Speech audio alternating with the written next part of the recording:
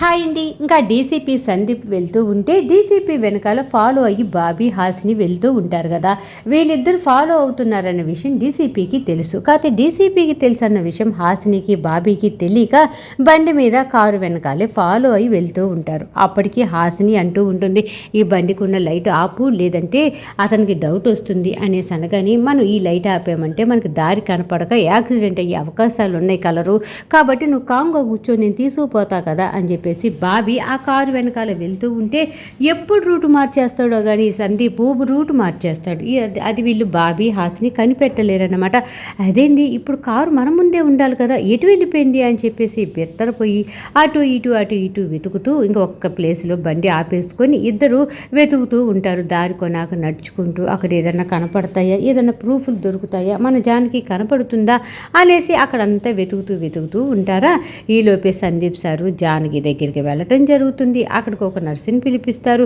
Sahadev help చేస్తూ ఉంటాడు. ఇంకా అప్పుడు వెంటనే ఆ నర్సు చేత విటమిన్ మత్తు రెండు కలిపినటువంటి ఇంజక్షన్లు ఇంకా జానకికి ఇప్పిస్తారు. జానకి మత్తులో పడిపోతుంది పాపం. ఇంకా అలాగే నిద్రపోతూ ఉంటే అప్పుడే సన్నీ అంటూ ఉంటాడు, సహదేవ్ మనం జానకిని ఈ ప్లేస్లో నుంచి అర్జెంటుగా మార్చేయాలి అనగానే, ఎందుకు సార్, ఈ ప్లేస్ బాగానే ఉంది కదా, చక్కగా ఎవరికి ఎటువంటి డౌటు రావట్లేదు కదా అనేసి అనగానే, ఒకసారి ఇలా రా అని చెప్పేసి అక్కడే ఒక కిటికీ ఉంటే ఆ కిటికీకి ఉన్నటువంటి కటను పక్కకు తీసి అది చూడు సహదేవ్ అనేసి రోడ్డు వైపు చూపిస్తాడనమాట. ఇంకా అక్కడే బాబీ హాసిని ఇద్దరు కూడా జానకి గురించి ఆ డీసీపీ గురించి వెతుకుతూ అక్కడికి వస్తారు. అంతా కూడా చూస్తూ ఉంటే, చూసావా సహదేవ్, వీళ్ళు ఇంటి దగ్గర నుంచి కూడా నన్ను ఫాలో అయ్యి వచ్చారు, నేను జానకి దగ్గరికి వస్తాను, జానకి ఎక్కడుందో కనిపెట్టాలి అని చెప్పేసి, కాబట్టి ఇంకా వీళ్ళ భార్య నుంచి మనం తప్పించుకోవాలన్నా, అదే కాకుండా వీళ్ళకి సపోర్టుగా లాయర్ గంగాధరం గారు ఉన్నారు. నన్ను బెయిల్ ఇచ్చి బయటికి తెచ్చింది ఎందుకో తెలుసా, వాళ్ళు ఇంటర్నేషనల్ ఐడియాలు వేశారు. ఎందుకంటే నేను బయటకు వచ్చిన తర్వాత జానకి కోసం వెళ్తాను, ఆ వెళ్ళే ప్లేస్ ఏంటో కనుక్కొని జానకిని తీసుకొని వెళ్ళిపోవాలి, నన్ను మళ్ళీ స్టేషన్లో పెట్టించాలి అనేసి వాళ్ళ ఆలోచన. కాబట్టి వాళ్ళకంటే కూడా నేను ముదుర్ని కదా, వాళ్ళు ఆలోచించేలోపే నేను ఆలోచనని తెచ్చేస్తా కదా, కాబట్టి అందుకే ఇలాగ ప్లాన్ చేస్తున్నా అనేసి గట్టిగానే చెప్తాడు. సహదేవ్ కూడా నిజమే సార్, మనం ఇక్కడి నుంచి జానకిని మార్చేద్దాం, మరి ఎలా మారుద్దాం, ఎక్కడికి మారుద్దాం అనేసి అనగానే సన్నీ అంటాడు, నేను మంచిగా ఒక ప్లాన్ చేశాను, ఆ ప్లాన్ ప్రకారమే ఓకే చేద్దాం అని చెప్పేసి ఇంకా సరేనని హాసిని బాబీ వెతుకుతారు. ఆ ప్లేస్లో ఎక్కడ జానకి కనపడలేదు కదా, వాళ్ళిద్దరు ఏదో మాట్లాడుకొని అక్కడి నుంచి వెళ్ళిపోతారన్నమాట.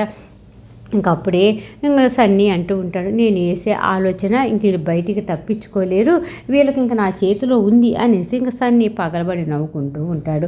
ఇంకా బాబీ హాసిని ఇద్దరు కలిసి దొంగ పెళ్లి చేసుకోవాలి అని చెప్పేసి ప్లాన్ చేసుకున్నారు కదా, ఆ దొంగ పెళ్లికి ముహూర్తం పెట్టేయడం కోసం అని చెప్పేసి పంతులు గారి దగ్గరికి వెళ్తారనమాట. ఇంకా పంతులు గారి దగ్గరికి వెళ్ళి, పంతులు గారు మేము అర్జెంటుగా పెళ్లి చేసుకోవాలనుకుంటున్నాము, మాకు ముహూర్తం పెట్టండి మా పెళ్ళికి అనేసి అడుగుతారనమాట. అదేంటమ్మా ఇంత అర్జెంటుగా ముహూర్తం పెట్టమని అడుగుతున్నారు, కొంపదీసి మీరిద్దరూ ప్రేమించుకొని పెద్దలు ఒప్పుకోవట్లేదని చెప్పేసి ఇంట్లో నుంచి లేచిపోయి పారిపోయి వచ్చారా ఏంటి, చెప్పండి అమ్మా తల్లి, లేనిపోని గొడవలు నాకెందుకు అనేసి అనగాని, అయ్యో పంతులు గారు, మేమిద్దరం చిన్నప్పటి నుంచి లవ్ చేసుకున్నాం, ఆ విషయం ఇంట్లో వాళ్ళకి తెలుసు, మా పెళ్ళికి ఇరు ఫ్యామిలీ వాళ్ళు కూడా ఒప్పుకున్నారు, కాకపోతే పెళ్ళి త్వరగా చేసుకోవాలన్న ఆరాటంతో ముహూర్తాలు పెట్టించుకోవడానికి వచ్చాం, మీకు ఎటువంటి భయము లేదు, మీకు ఎటువంటి ఇబ్బంది లేదు, మీరు మా పెళ్ళికి ముహూర్తం పెట్టండి, మీ సంభావన మీరు అందుకోండి అనేసి అనగానే, సరే బాబు అనేసి పంతులు గారు వాళ్ళిద్దరిని కూర్చోబెట్టి ఇంకా వాళ్ళిద్దరి పేర్లు అడుగుతారు. ఇద్దరి పేర్లు చెప్తారు. ఇంక ముహూర్తాలు చూస్తే నెల తర్వాత వాళ్ళిద్దరికి పేరు బలాల మీద మంచి ముహూర్తం ఉందని పంతులు గారు చెప్పిన వెంటనే అప్పుడే హాసిని అంటూ ఉంటుందన్నమాట, అయ్యో పంతులు గారు, నెల రోజులు మాకు అవసరం లేదండి, ఇంకొంచెం ముందుకు రండి, ఇంకొంచెం లాక్కు రండి అనేసి అనగానే 20 రోజులకు ఒక ముహూర్తం పెడతాడు. ఆ 20 రోజులకు కూడా వద్దు, మాకు 10 రోజులకి చూడండి ముహూర్తం అనేసి హాసిని అంటుంది. ఇంకా పంతులు గారు 10 రోజుల్లో ముహూర్తం చూసి చెప్పబోతూ ఉంటే హాసిని ఏదో అనబోతూ ఉంటే పక్కనే ఉన్నటువంటి బాబీ అంటాడు, ఈ ముహూర్తం మాకు బాగా నచ్చింది, ఈ ముహూర్తంలోనే మేము పెళ్లి చేసుకుంటాము, కాబట్టి ఇదే ఖాయం చేయండి అనేసి అనగానే, ఇంకా పంతులు గారు శుభమస్తు, మీరు నిజంగానే మంచి ముహూర్తాన్ని పెళ్లి చేసుకోబోతున్నారు అనేసి లగ్నపత్రిక రాసేసి ఇంకా హాసినికి బాబీకి ఇస్తారనమాట. ఇచ్చి మీ ఇద్దరి జోడి కన్నుల ముచ్చటగా ఉంది అని చెప్పగానే ఇంకా ఆనందంతో మురిసిపోతున్నటువంటి బాబీ జోబీలో ఉన్నటువంటి డబ్బులు పంతులు గారికి ఇచ్చి ఓ సంతోషపడిపోతూ ఉంటే ఈ పంతులు గారు అనుకుంటూ ఉంటారు, ఈ అబ్బాయిని పొగుడుతూ ఉంటే ఈ అబ్బాయి ఎంతైనా ఇచ్చేటట్టున్నాడని మీ జంటను చూస్తుంటే నిజంగా నాకు ఎంత ఆనందంగా ఉందో తెలుసా అనేసి పంతులు గారు అనగానే అతని దగ్గర ఉన్నటువంటి ఇంకొన్ని డబ్బులు కూడా బాబీ ఆ పంతులు గారికి ఇచ్చేస్తాడు. ఇంకా పంతులు గారు ఏదో డైలాగ్ చెప్పబోతూ ఉంటే, చూడండి పంతులు గారు, ఇంకా మీరు ఎంత పోయినా ఎన్ని డైలాగులు వేసినా మా దగ్గర అయితే డబ్బులు లేవు, మేము వెళ్ళొస్తాం అనేసి బాబీ హాసిని ఇద్దరు నవ్వుకుంటూ అక్కడి నుంచి నేరుగా స్వరం ఇంటి దగ్గరికి బయలుదేరుతారనమాట. అప్పటికి స్వరమ్మ కూర్చొని తెగ ఆలోచిస్తూ ఉంటుంది, ఈ సన్నీని ఫాలో చేయాలి, ఈ సన్నీ ఎక్కడ ఏం చేస్తున్నాడో కనిపెట్టగలగాలి అనేసి అలాగే ఆలోచిస్తూ తల ఇప్పిలా తిప్పేలోపు అక్కడే హాసిని బాబీ ఇద్దరు నిలబడి ఉంటారనమాట. వాళ్ళిద్దరిని చూసినటువంటి స్వరమ్మ ఆనందంతో, ఏంటి నాన్న ఎప్పుడు వచ్చారు, రా బాబీ రా, ఇంకా అలాగే ఇదిగో ఏం డాక్టర్ కోడలా, రా రా రా కూర్చోండి అని చెప్పేసి వాళ్ళిద్దరిని కూర్చోమని, కాంతమ్మ త్వరగా రా అని చెప్పేసి ఎవరొచ్చారో చూడు అనేసి కాంతమ్మకి చెప్తూ, ఇదిగో కొడుకు కోడలు ఇద్దరు ఇంటికి వచ్చారు, ఆ డైనింగ్ టేబుల్ రకరకాల వంటకాలతోటి నిండిపోవాలి సరేనా అని చెప్పేసి అనగానే కాంతమ్మ సరేనమ్మగారు అనేసి తల ఊపుతుందా. ఈలోపే బాబీ అంటాడనమాట, చూడండి మీ ఇంట్లో మేము భోజనం చేసి మీతో కబుర్లు చెప్పడానికి మేము మీ ఇంటికి రాలేదు అమ్మా మేడం అనేసి బాబీ అనగానే అంతసేపు గలగల మాట్లాడుతున్నటువంటి స్వరమ్మ ఒక్కసారి అమ్మ మేడం అనేసి అనగానే ఇంకా కళ్ళ వెంట ఇంకా దారి కారిపోతూ ఉంటుందన్నమాట. ఏంటి బాబీ నువ్వు మాట్లాడేది, అమ్మా మేడం అంటావేంట్రా, అమ్మ అని పిలవమంటే అనేసి అనగానే నేను అమ్మా మేడం అనే పిలుస్తాను అమ్మా మేడం అని చెప్పేసి బాబీ అంటూ ఉంటే అప్పుడే హాసిని అంటుంది, డీసీపీ సందీప్ సార్ ఇంట్లో లేడా మేడం అనేసి అనగానే లేడమ్మా ఎక్కడికో బయటికి వెళ్ళాడు అని చెప్పేసి ఇంకా ఆ స్వరమ్మ హాసినికి మంచిగానే జవాబు చెప్తుందన్నమాట. అప్పుడు వెంటనే హాసిని అంటుంది, బాబీ నువ్వు కాసేపు ఆగు అనేసి వాళ్ళు రాపిచ్చుకున్నటువంటి లగ్నపత్రిక ఇంకా స్వరమ్మ చేతికి ఇస్తారా, ఇచ్చి మేము ఇలా పెళ్లి చేసుకోబోతున్నాము, 10 రోజుల్లో ముహూర్తం ఉంది, పలానా శుక్రవారం పలానా ముహూర్తానికి మా పెళ్ళి, ఇదిగో లగ్నపత్రిక రాపిచ్చుకొని వచ్చాం మేడం అనేసి స్వరమ్మకి లగ్నపత్రిక అందిస్తుంది హాసిని. ఆ లగ్నపత్రిక చదివినటువంటి స్వరమ్మ ఆనందంతో తబ్బిబ్బైపోతుంది అనమాట. మీ ఇద్దరికి పెళ్ళి అంటే నా మనసు ఎంత ప్రశాంతంగా ఉందో తెలుసా, నాకు ఎంత సంతోషంగా ఉందో తెలుసా, నా ఆనందానికి అవధులు లేవు, మీరు పెళ్ళి ఎప్పుడెప్పుడు జరుగుతుందా నేను చూస్తానా అనేసి ఎంత వెయిట్ చేస్తూ ఉన్నాను, ఇంకా 10 రోజుల్లోనే నా కొడుక్కి నా కోడలికి పెళ్ళి, ఆ మాట తలుచుకుంటూ ఉంటేనే నాకు చాలా సంతోషంగా ఉంది అని చెప్పేసి తన ఆనందం తను చూపించుకుంటూ ఉంటే ఈలోపే బాబీ అంటాడనమాట, మిమ్మల్ని ఏదో పెళ్ళికి పిలిచి భోజనాలు చేసి మమ్మల్ని ఆశీర్వదించమని మేము ఈ పెళ్ళికి మీకు చెప్పటానికి రాలేదు, మీ కొడుకు సన్నీ ఉన్నాడు కదా అతనికి చెప్పండి, ఎందుకంటే మేమిద్దరం పెళ్లి చేసుకుంటున్నామని చెప్పేసి తెలియాల్సింది ముందు మెయిన్గా అతనికి, దమ్ముంటే మా పెళ్ళి ఆపి చూడమనండి అనేసి ఒక్కసారిగా బాబీ అనగానే ఇంకా స్వరం అంటూ ఉంటుంది, మీ ఇద్దరు పెళ్లి చేసుకోవాలనుకుంటున్నారు, మీ ఇద్దరు హ్యాపీగా పెళ్లి చేసుకోండి, అంతేగాని ఈ కొట్లాటలు ఈ తిట్లు ఇదంతా ఎందుకు, ఒకరి మీద ఒకరు దౌర్జన్యాలు చేసుకోవటం అని చెప్పేసి స్వరమ్మ మంచిగానే చెప్తూ ఉంటే బాబీ అంటాడనమాట, చూసేవా కలరు వాళ్ళ కొడుకుని సన్నీని అనగానే మీ అమ్మ మేడంకి ఎలా కోపం పౌరుషం ముంచుకొని వచ్చిందో నేను చెప్తూ ఉన్నాను కదా, చిన్నప్పటి నుంచి కూడా ఆ సన్నీ గారంటేనే అమ్మ మేడంకి చాలా ఇష్టం, అసలు నేనంటూ ఒక కొడుకునున్నానని కూడా ఆమెకు గుర్తు లేకుండా పోయింది చూసావా అని చెప్పేసి తెగ బాధపడిపోతూ ఉంటే అప్పుడే అమ్మ మేడం అంటూ ఉంటుందన్నమాట, చూడు బాబీ నువ్వు అనవసరంగా నా గురించి అపార్థం చేసుకుంటున్నావు, నువ్వు నా కన్న కొడుకువిరా, నువ్వు ఇష్టం లేకుండా నాకేమవుతుంది చెప్పు అనగానే అమ్మ మేడం మీరు మాట్లాడింది చాలు, మేము చెప్పాలనుకుంది చెప్పాము, మీ కొడుకు ఏం చేసుకుంటాడో చేసుకోండి అని చెప్పేసి అక్కడి నుంచి బయలుదేరి ఇంటికి వెళ్ళిపోతూ ఉంటారనమాట. ఇక్కడేమో సత్యమ్మ జానకి గురించి ఆలోచిస్తూ ఉంటుంది, దేవుడా నా కోడలు జానకి ఎక్కడుందయ్యా, అసలు ప్రాణాలతోనే ఉందా, ఆ పిచ్చిదాయ పాపం ఇన్ని రోజులు దాన్ని చూడకుండా ఉన్నానంటే ఎలా ఉన్నానో నాకే తెలుసు, నా జానకి ఎక్కడున్నా సరే జాగ్రత్తగా ఇంటికి వచ్చేటట్టు చూడు భగవంతుడా, నా కోడలు ఇంటికి తీసుకొచ్చే వాళ్ళే లేరా అని చెప్పేసి చెత్తగా బాధపడిపోతూ ఉంటే అప్పుడే అక్కడికి బాబీ హాసిని ఇద్దరు వస్తారు. మేము ఇలాగా దొంగ పెళ్ళికి ముహూర్తం పెట్టించుకొని వచ్చాం అనేసి సత్యమ్మకి చెప్తారు. ఇలా 10 రోజుల్లోనే పెళ్ళి అన్న విషయం కూడా చెప్తారనమాట.